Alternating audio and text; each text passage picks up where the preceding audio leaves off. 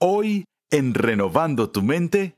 De hecho, el juicio final de Dios es que el que es malo siga siendo malo. El peor tipo de juicio que Dios puede mandar a alguien es darle rienda suelta para entregarlo a sus propias inclinaciones malas. Pero aquí Él está diciendo a Samuel, si el pueblo no quiere que yo sea su rey, dales un rey.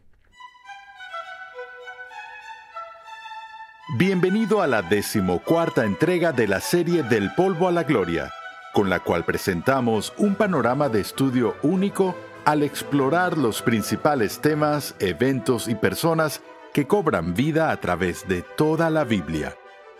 El primer y segundo libro de Samuel contienen historias fascinantes de las vidas de individuos tan significativos como Samuel, David y Saúl. Durante este periodo de crisis y derrota en la historia de Israel, Dios levantó héroes piadosos para su pueblo. Escuchemos una vez más al Dr. R.C. Sproul en la voz de Pepe Mendoza. Esta es una de las cosas que me frustra cuando veo a la gente que empieza a estudiar el Antiguo Testamento. Como dije antes, ellos inician bien su lectura de Génesis y Éxodo, luego empiezan a perder entusiasmo cuando se atascan con Levítico y Números y lo demás. Y me decepciono porque quiero que lleguen a Primera y Segunda de Samuel. Me encantan los libros de Samuel. Hay tanto contenido en estos libros, ya que las Escrituras nos revelan la vida de algunos personajes más importantes del Antiguo Testamento. Pero no son solo las vidas de los santos del Antiguo Testamento que se destacan en los libros de Samuel, sino que también vemos un retrato tan magnífico de Dios.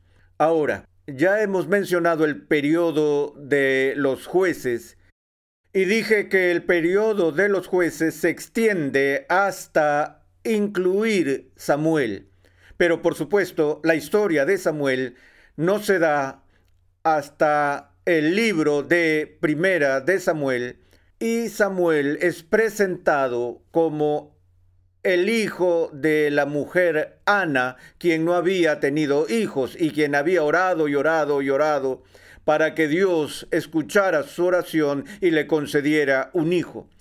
Y de hecho, la oración de Ana, que se encuentra al principio de Primera de Samuel, prácticamente se repite en el Nuevo Testamento en la oración de María, llamada el Magnificat. Y si hay alguna persona en este periodo de la historia judía que tipifica la venida de Cristo, es Samuel, porque cuando nace, su madre, en gratitud tan profunda por la respuesta de Dios a su oración, dedica a Samuel a una vida de servicio a Dios y lo presenta al entonces juez de Israel, el venerable Elí.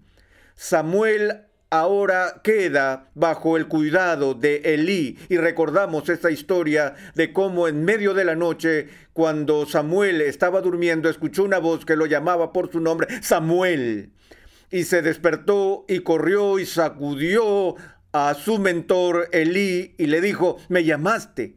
Y Elí respondió, no, debes estar oyendo cosas, vuelve a la cama. Y Samuel regresó a dormir y otra vez Dios lo llama en medio de la noche, Samuel. Samuel se levanta de nuevo y corre hacia Elí y dice, ¿me llamaste? Y él dijo, no. Entonces Elí empieza a pensar que tal vez es Dios que le está hablando a Samuel y le da instrucciones a Samuel. Así que Samuel regresa a dormir de nuevo y ahora por tercera vez Dios viene y le habla en la forma íntima de dirigirse a otro. Samuel, Samuel. Y Samuel responde a Dios diciendo, habla, porque tu siervo escucha. Entonces Dios le revela a Samuel que su juicio está por venir a la casa de Elí, porque aunque Elí mismo había juzgado a Israel con un espíritu de piedad, sus hijos eran malos y Elí no los había disciplinado. Y así Dios le dice a Samuel que va a traer juicio sobre una familia. Dios le dice a Samuel que va a traer juicio sobre la familia de Elí. A la mañana siguiente, Elí le preguntó a Samuel, ¿te habló Dios? Y él dijo, sí. Y Elí dijo, ¿qué te dijo? Y Samuel no quería decirle. Estaba aterrado de darle a Elí las malas noticias. Y Elí trata de sacarle la información, pero Samuel no dice nada, hasta que al fin Elí dice, bueno, lo que Dios te haya dicho, lo que sea que Él te haya dicho, te puede pasar a ti si no me lo dices. Entonces Samuel dijo, está bien, te lo diré. Y le dijo a Elí que Dios iba a juzgarlo a él y a su familia. Y una de las cosas más significativas de ese momento fue que cuando Elí escuchó la profecía de su propia condena y del juicio de Dios sobre su propia familia, miró a Samuel y dijo, el Señor es. Y poco después, el juicio vino. Llegó con una vergonzosa derrota de los soldados israelitas, en la que murieron los hijos de Elí. Y cuando Elí recibió el informe de esto, cayó muerto, pero el momento más oscuro de Israel hasta este punto tuvo lugar en este contexto, porque en esa batalla el arca de la alianza, el trono de Dios mismo, fue capturado por los filisteos y fue llevado y puesto como un trofeo en el templo de Dagón, el dios filisteo. Y por supuesto, la nuera sobreviviente de Elí dio a luz a un niño ese día, y ella misma murió como resultado del esfuerzo para dar a luz. Pero antes de morir llamó a su hijo Icabod o Ahicabod, que significa la gloria se ha ido, puesto que el trono de Jehová, el arca sagrada, había sido capturada y puesta en manos de sus enemigos acérrimos, los filisteos. La gloria se había apartado de Israel. Y es en ese contexto que Samuel emerge como el líder espiritual de la nación. Él tiene que asumir el papel que tenía Elí en un momento en que la fe y la esperanza nacional habían tocado fondo. Sin embargo, conocemos sobre los acontecimientos extraordinarios a partir de entonces, como cuando los filisteos trajeron el trono de Dios a su templo para burlarse y usarlo como un trofeo. Lo que sucedió fue que la gente era afligida por plagas y la estatua de su Dios se rompió en 1000 pedazos, y los 5 reyes de los filisteos empezaron a jugar ping-pong, enviando el arca de una ciudad a otra, de Asdod a Gat, luego a Ecrón y así por el estilo, y a donde fuera el arca la plaga iba.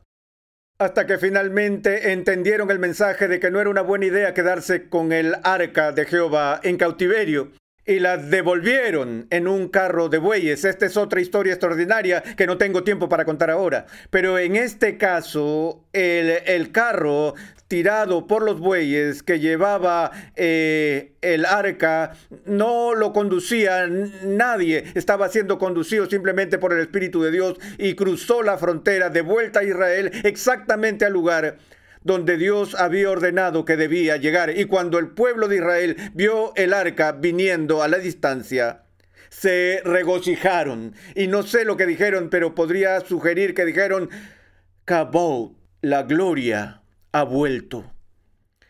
Y durante la vida de Samuel hubo gran bendición sobre la nación, como lo había sido durante los mandatos de otros jueces. Pero al final de su vida, o casi al final de su vida, otra vez los corazones de Israel se endurecieron e hicieron lo malo ante los ojos del Señor. Pero esta vez su abandono de Dios tomó una nueva dimensión, una que no tiene precedentes en la historia del Antiguo Testamento, y la leemos en el capítulo 8 de Primera de Samuel. Leemos, y aconteció que cuando Samuel era ya viejo, puso a sus hijos como jueces sobre Israel. El nombre de su primogénito era Joel y el nombre del segundo Abías. Estos juzgaban en Berseba. Pero sus hijos no anduvieron por los caminos de él, sino que se desviaron tras ganancias deshonestas, aceptaron sobornos y pervirtieron el derecho. Estamos viendo la repetición de lo mismo que sucedió con los hijos de Elí. Han oído que se dice como un tipo de axioma que Dios no tiene nietos, que solo porque alguien sea una persona piadosa y tiene hijos, eso no garantiza automáticamente que los hijos van a seguir los pasos de los padres, porque cada generación necesita conversión.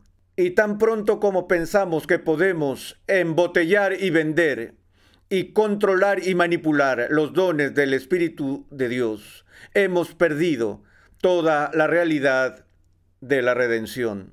Entonces se reunieron todos los ancianos de Israel y fueron a Samuel en Ramá. Y le dijeron: mira, has envejecido y tus hijos no andan en tus caminos. Ahora pues danos un rey para que nos juzgue como todas las naciones. Hemos visto a lo largo del periodo de los jueces que lo que mete a Israel en problemas una y otra vez es su incesante afán de querer conformarse a las naciones paganas y a la cultura pagana que le rodea. Primero fue adoptar la religión pagana y ahora quieren que las instituciones políticas que observan a su alrededor sean importadas para que ellos puedan ser igual que los demás. Y todas las otras naciones estaban gobernadas por reyes. Israel no tenía un rey, es decir, no tenía un rey terrenal. Se habían olvidado de quién era su rey porque no se trataba de una democracia, ni de una oligarquía, ni una aristocracia, ni una monarquía. Esto iba a ser una teocracia, donde Dios era el rey de su pueblo. Pero ahora el pueblo dice: queremos un rey como todo el mundo que nos rodea. Ahora, cuando Samuel escucha esto, está muy disgustado. Dice: pero fue desagradable a los ojos de Samuel que dijeran: danos un rey que nos juzgue. Y Samuel oró al Señor. Y el Señor dijo a Samuel: escucha la voz del pueblo en cuanto a todo lo que te digan, pues no te han desechado a ti, sino que me han desechado a mí, para que no sea rey sobre ellos. Permítanme hacer una pausa aquí. Samuel entendió eso, sabía que esto no era solo un rechazo de él o de su familia, que era un rechazo de todo lo que él representaba. Fue un rechazo a todo por lo cual trabajaba. Fue un rechazo de todo su ministerio. No sé cuántas veces he hablado con clérigos o pastores jubilados que dedicaron sus vidas al cuidado de los santos en una iglesia. Luego ese pastor se jubila y ve cómo esa iglesia se viene abajo y se seculariza.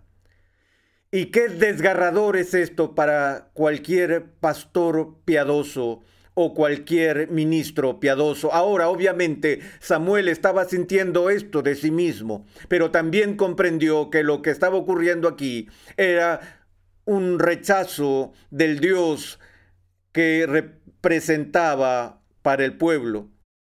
Y me pregunto si se sorprendió cuando Dios le dijo: Samuel, escúchalos. Me han rechazado a mí. Deja que tengan su rey.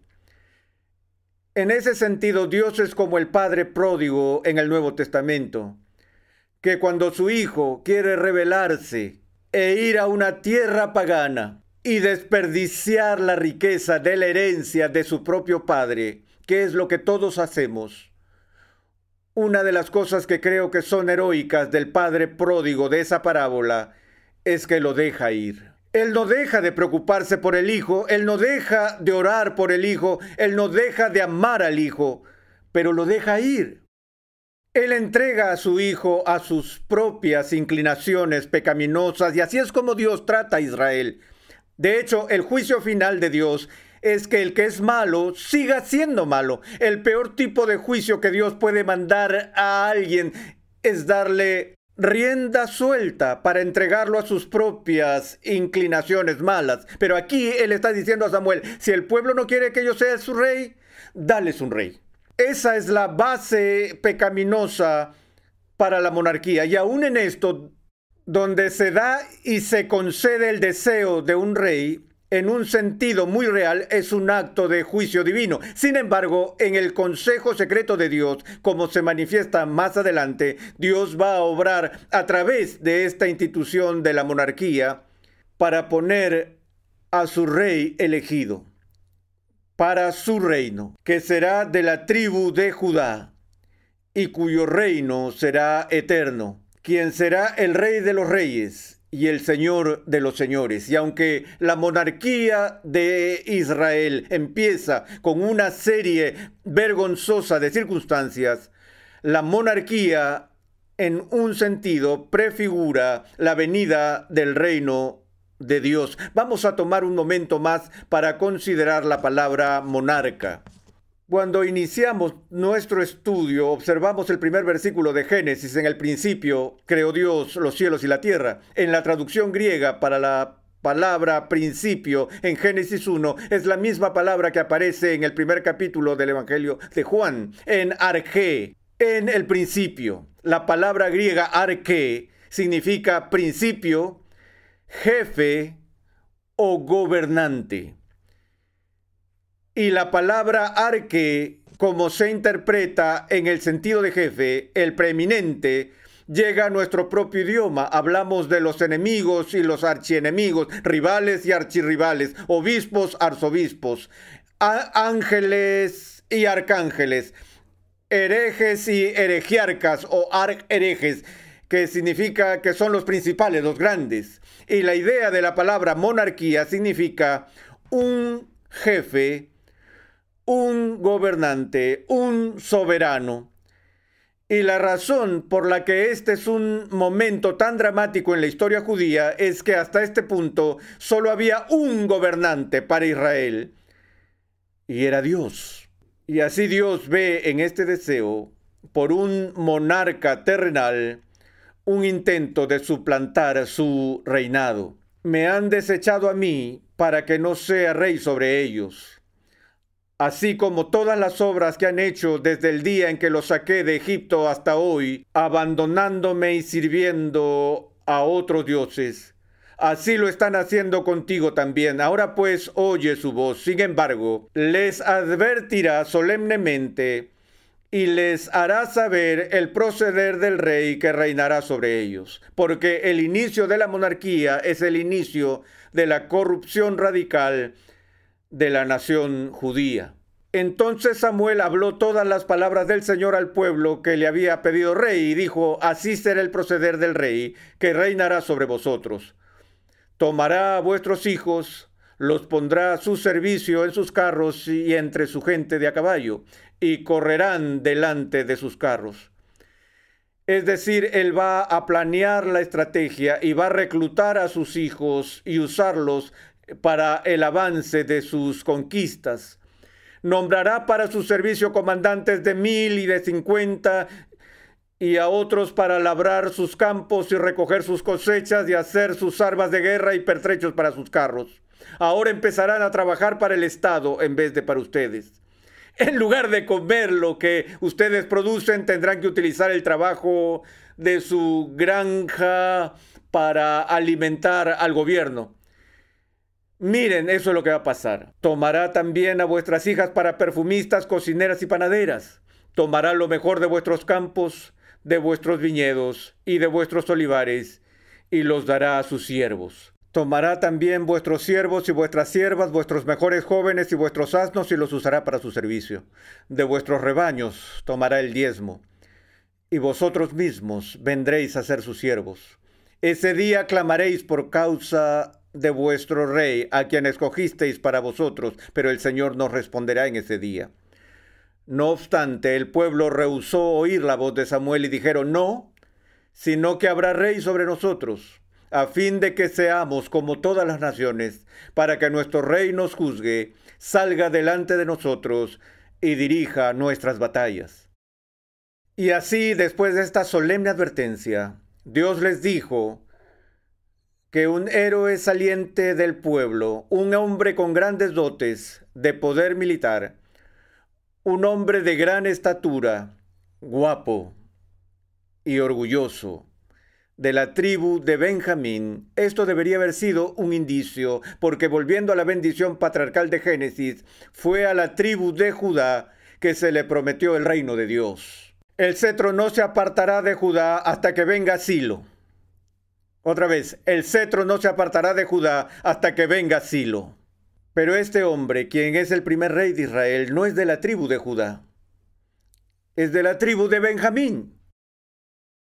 Es muy curioso porque más tarde, unos siglos después, otro de la tribu de Benjamín, con el mismo nombre, llegó a ser muy importante en la historia de la redención. Porque ambos hombres fueron llamados Saúl. El rey Saúl y Saúl Saulo de Tarso. El primer Saúl termina en desgracia. El segundo Saúl llega a ser el apóstol a los gentiles. Entonces Saúl es ungido por Samuel como el primer rey de Israel. Y su reinado empieza en gloria. Él tiene tremendas victorias militares y se vuelve enormemente popular entre el pueblo. Pero había un defecto fatal en el hombre. Había una especie de arrogancia que afectaba a Saúl. En una ocasión, Saúl estaba esperando a Samuel para que le bendijera antes de ir a la batalla y para ofrecer los sacrificios a Dios a fin de preparar los ejércitos para esa ocasión. Y Samuel no se presentó exactamente a tiempo y Saúl se impacientó.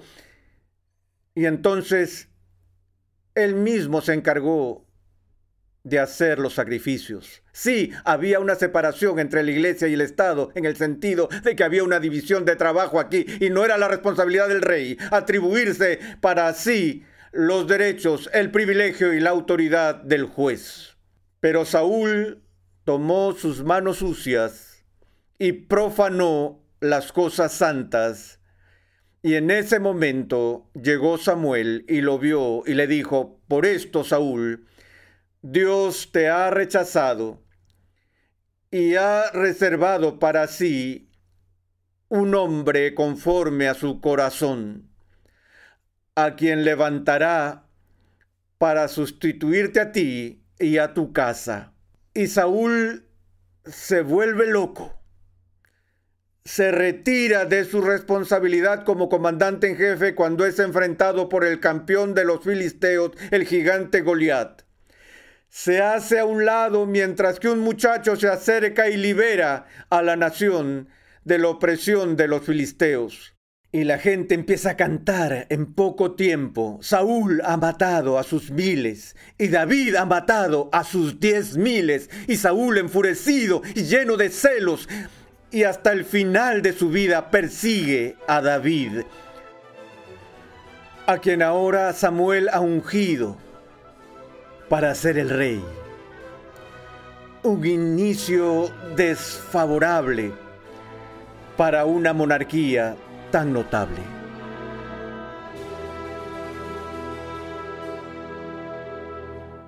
Dios se afligió cuando su pueblo rechazó de nuevo su gobierno y buscó un rey terrenal que gobernara sobre ellos.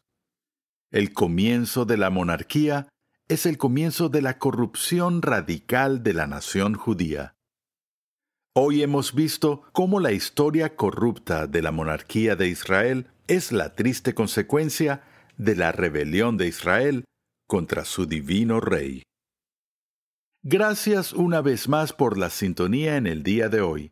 Te invitamos a visitar nuestra página web renovandotumente.org, donde podrás descargar gratuitamente la guía de estudio de la serie de hoy. Allí, además, encontrarás nuestro archivo de episodios pasados, artículos y contenido multimedia y muchos recursos más que producimos con la finalidad de cumplir con nuestra misión de proclamar, enseñar y defender la santidad de Dios en toda su plenitud a tantas personas como sea posible. David es el único individuo en las Escrituras que es declarado como un hombre según el corazón de Dios.